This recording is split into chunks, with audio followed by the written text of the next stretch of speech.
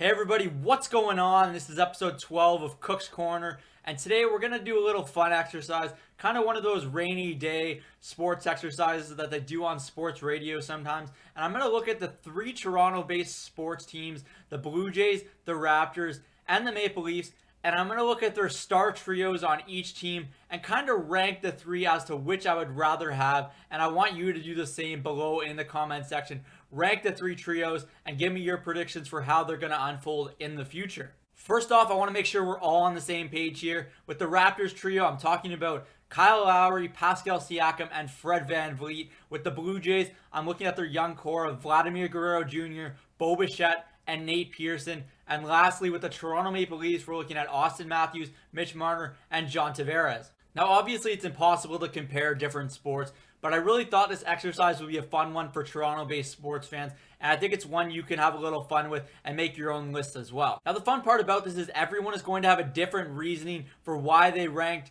each trio the way that they did, so I'm going to start giving the reasoning why I made my rankings the way that I did.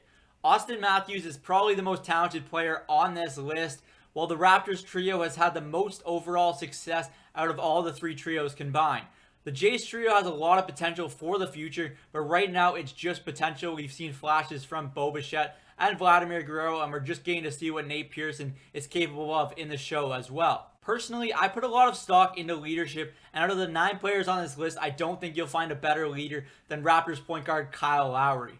I think how you define a superstar will ultimately be a big factor in how you decide your list as well. In regard to superstar status in their respective sport, right now I would only list Austin Matthews in that category. Superstar is such a relative term, but I'm talking a guy that is a generational talent. Therefore, to be clear, there's a difference between a star player and one that's a superstar player and can lead a franchise. And right now, I'm just having Austin Matthews on my list for that category. The biggest problem for me with this Leafs trio is they haven't won anything yet. On talent alone, they could probably walk away as the obvious pick for this list without question. But there comes a point in time where you have to win some hardware or even just a few playoff rounds, and this Toronto team has yet to do that.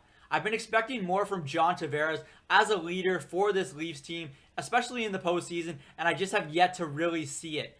He looked better in Long Island when he was considered the guy, and I haven't seen that aspect of him yet in the postseason in a Leafs uniform. Figuring out how to win is one of the most difficult things to do in sports, especially getting over that hump. But I think it's pretty clear this Leafs team needs to figure it out sooner rather than later. When you look at the ages, Kyle Lowry skews the age of the Raptors trio. He's 34 years old now. And there's one question in Raptors land that needs to be talked about right now. Do you pay Fred VanVleet if you are the Raptors? VanVleet is set to become a free agent after the season, and he's likely going to be looking for a max deal. Well, the Raptors just gave Lowry a 1-year, $30 million extension for next season and signed Siakam to that 4-year max contract last offseason as well. The body of work isn't necessarily there for Fred VanVleet just yet, but there's no doubt of his importance to the overall success of this Raptors squad. I'm not sure a prospect in any of these three teams' farm systems has had as much hype as Vladimir Guerrero Jr. has for the Toronto Blue Jays. You could possibly argue Austin Matthews, but the buildup behind Guerrero Jr., especially with his father's legacy in Major League Baseball, just put him on a different planet for me. There will be plenty of people that say the Raptors trio isn't as highly talented as the other two, and they were only able to win a championship because of Kawhi Leonard. Well, I hate to break it to you, but the Raptors lost Kawhi and ended the season with the best winning percentage in franchise history. Not to mention, imagine if Kawhi Leonard had stayed with the Raptors this season. I wouldn't even have hesitated to pick this Raptors trio if that was the case.